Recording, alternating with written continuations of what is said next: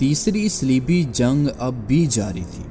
سلطان صلاح الدین ایوبی کو حطین کے میدان میں فتح کے بعد عیسائیوں کے ہاتھوں عکا شہر کے محاصرے کو 1 سال ہو چکا تھا، اور اسی دوران یورپی بادشاہ گی آف لوزنیان کی مدد کے لیے بھی آ پہنچے تھے۔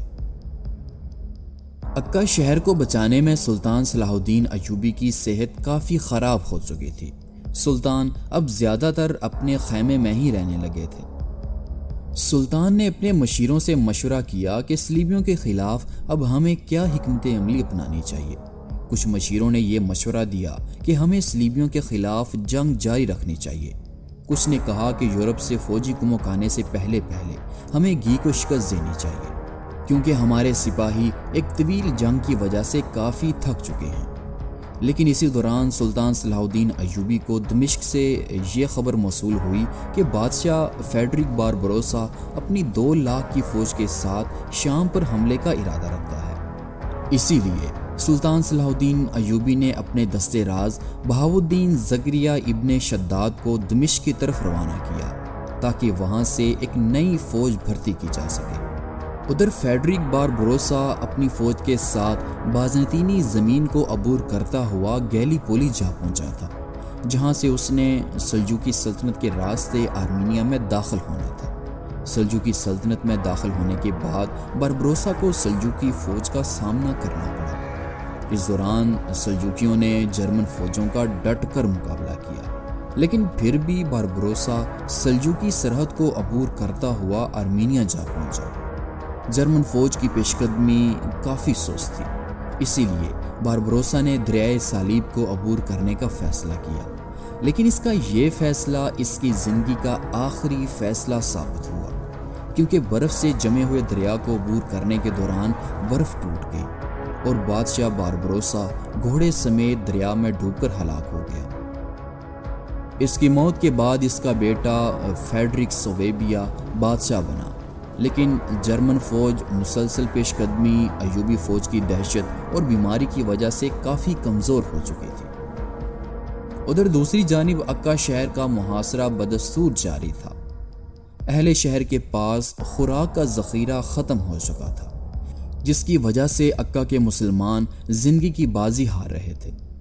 میدان میں صلیبی لشکر نے بھی موسم خراب ہونے کی وجہ سے حملہ روک دیا تھا۔ انہوں نے عکا شہر کی رسد کو روکنے کے لیے ایک لمبی باڑ لگا دی تھی، جس کی وجہ سے اہل شہر کا زمینی رابطہ ختم ہو گیا۔ 1199 عیسوی کو سلطان کی تازہ دم فوج کمک کے طور پر سلطان کے پاس آ پہنچی۔ مصر میں فوج کی کمان سلطان صلاح الدین ایوبی کے بھائی کے پاس تھی۔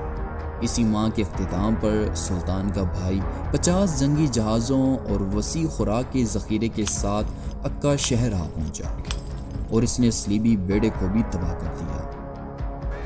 1190 عیسوی کے شروع میں سلطان اور گی کی فوجوں میں جھڑپیں ہوتی رہیں، لیکن عکا شہر کے محاصرے پر اب مزید مصیبتیں آنی تھیں، کیونکہ جب 25 مارچ 1190 عیسوی کو موسم سنبھل گیا تو کاؤنٹ آف مونفراج 50 جنگی جہازوں کے ساتھ ٹائے چیر سے عکا شہر کی طرف کوچ کرنے لگا، اور جلد ہی صلیبی اور مسلم جنگی جہاز آمنے سامنے تھے۔ جنگ کا آغاز جنگی ڈھولوں سے ہوا جو کہ جہازوں پر نصب تھے۔ دونوں طرف سے شدید حملے کیے گئے، جس میں سینکڑوں مسلمان اور عیسائی مارے گئے۔ عیسائی جہازوں نے مسلمانوں کو دونوں اطراف سے گھیر لیا تھا، اور یوں مسلمان جنگی جہاز عیسائیوں کے ہاتھوں ختم ہو گئے اور عکا شہر ایک بار پھر رسد کی کمک سے محروم ہو گیا۔ ادھر زمین پر اپریل کے اختتام پر جب موسم کافی بہتر ہوا تو صلیبی لشکر نے عکا شہر پر حملہ کیا، جسے مسلمان محصورین نے ناکام بنا دیا تھا۔ اب صلیبی لشکر نے اگلے حملے کے لیے 3 مضبوط ترین ٹاور تیار کیے۔ صلیبیوں کو ان نئے ٹاورز یعنی کہ نئے برج نما ٹاوروں پر کافی بھروسہ تھا۔ 3 مئی کو صلیبی فوج ان نئے برجوں کے ساتھ شہر پر حملے کے لیے روانہ ہوئی۔ صلیبی فوج آہستہ آہستہ شہر کی طرف کوچ کرنے لگی۔ اسی دوران شہر سے ایک خط کسی طرح سلطان صلاح الدین ایوبی تک پہنچایا گیا کہ اگر اب ان کی مدد نہ کی گئی تو صلیبی شہر فتح کر لیں گے۔ سلطان نے اچانک فوج کو صلیبی کیمپ پر حملے کے لیے تیاری کا حکم دیا۔ اوران کی آن میں سلطان کی فوج صلیبی لشکر کی قیام گاہ کی طرف بڑھنے لگی۔ ادھر اہل شہر نے ہر طرح کے آگ کے گولے برسائے، لیکن ان برجوں پر ان کا کوئی اثر نہ ہوا۔ اس سے پہلے کہ عکا شہر صلیبی فتح کر لیتے کہ دمشق سے علی نام کا ایک مسلمان جو کہ بارود کا ماہر تھا، اس نے سلطان صلاح الدین ایوبی کو یقین دلایا کہ اس کے پاس ایک ایسا آتشی مادہ ہے جو کہ ان برجوں کو تباہ کر دے گا۔ سلطان نے جیسے کیسے اس آتشی مادے کو اہل شہر تک پہنچایا، اور پھر دیکھتے ہی دیکھتے عکا شہر کی بمباری سے صلیبی فوج کے وہ برج جن پر کوئی آگ اثر ہی نہیں کرتی تھی، آگ کی لپیٹ میں آ گئے تھے، اور ان برجوں سے چند ایک سپاہی ہی جان بچانے کی کوشش میں کامیاب ہوئے، جبکہ باقی اس آگ میں جل کر مارے گئے۔ 13 مئی کو سلطان نے صلیبی فوج پر حملہ کیا اور صلیبی فوج کے 2 دستوں کو ختم کر دیا۔ ادھر عکا شہر کے سپاہیوں نے بھی شہر سے نکل کر صلیبی فوج پر حملہ کیا، لیکن یہ حملے کچھ زیادہ کرامت ثابت نہ ہو سکے، کیونکہ سلطان اور اہل شہر کا آپس میں کوئی رابطہ نہ تھا، اسی لیے ان حملوں کا کوئی خاص فائدہ نہ ہو سکا۔ اب سلطان پیچھے اپنے خیموں کی جانب پسپائی اختیار کر رہے تھے اور صلیبی سلطان کے پیچھے تھے۔ ادھر سلطان کے جنگی جہازوں نے صلیبی جہازوں کا محاصرہ توڑ کر عکا شہر کی رسد دوبارہ بحال کر دی۔ 25 جولائی کو 20,000 پر مشتمل صلیبی فوج نے سلطان پر حملہ کیا، اور پہلے حملے کی طرح انہوں نے پھر سے مسلمان خیموں کو لوٹنا شروع کر دیا۔ سلطان صلاح الدین ایوبی اسی لمحے کا انتظار کر رہے تھے۔ جیسے ہی سلطان نے فوج کو حکم دیا تو ایوبی فوج نے لوٹ مار کرتی ہوئی صلیبی فوج پر حملہ کر کے انہیں قتل کر ڈالا، اور اس حملے میں چند ایک سپاہی ہی جان بچانے میں کامیاب ہوئے۔ 1190 عیسوی کے آخر میں جب سردیاں عروج پر تھیں تو صلیبی، ایوبی اور عکا شہر کے سپاہی بیماری اور خوراک کی کمی کی وجہ سے مرنے لگے۔ 1191 عیسوی کے شروع تک ہزاروں کی تعداد میں اموات ہو چکی تھیں۔ اب اہل شہر مزید محاصرے کی ہمت نہیں رکھتے تھے۔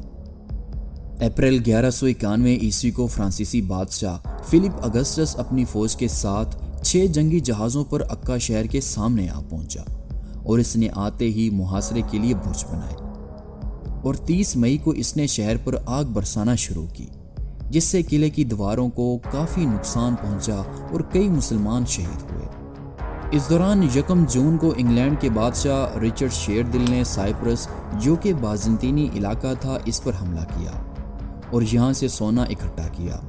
اسی دوران اسے گی آف لوزنیان کی طرف سے خط موصول ہوا، اور اس نے وہاں جنگ ختم کی اور 25 جنگی جہازوں کے ساتھ عکا شہر کی طرف آ پہنچا، اور جلد ہی تینوں صلیبی بادشاہوں نے مل کر عکا شہر پر بمباری شروع کر دی، اور مسلسل بمباری سے شہر کی دیواریں ٹوٹنے لگیں۔ سلطان نے اپنے لشکر کے ساتھ گی آف لوزنیان پر حملہ کیا، لیکن یہ حملہ بھی کوئی زیادہ کرامت ثابت نہ ہو سکا۔ اہل شہر کی خستہ حالت کی وجہ سے سلطان کی آنکھوں سے آنسو جاری تھے، اور پھر آخر کار 12 جولائی 1191 عیسوی کو سلطان صلاح الدین ایوبی نے 2 سال کے طویل محاصرے کے بعد عکا شہر صلیبیوں کے حوالے کرنے کا فیصلہ کیا۔ سلطان نے عکا شہر کے مسلمانوں کی جان کے بدلے 1500 عیسائی قیدی، عیسائی صلیب جو کہ ہتین کی جنگ میں سلطان کی فوج کے قبضے میں آئی تھی، اور 2 لاکھ دینار دینے کا وعدہ کیا۔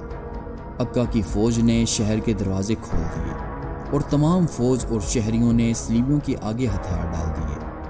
عیسائی بھی اس طویل محاصرے سے پریشان ہو چکے تھے، کیونکہ اس محاصرے میں 10,000 صلیبی سپاہی مارے جا چکے تھے، لیکن ابھی تیسری صلیبی جنگ کا اختتام نہیں ہوا تھا، کیونکہ عیسائی اب سلطان صلاح الدین ایوبی سے بیت المقدس کو واپس لینا چاہتے تھے۔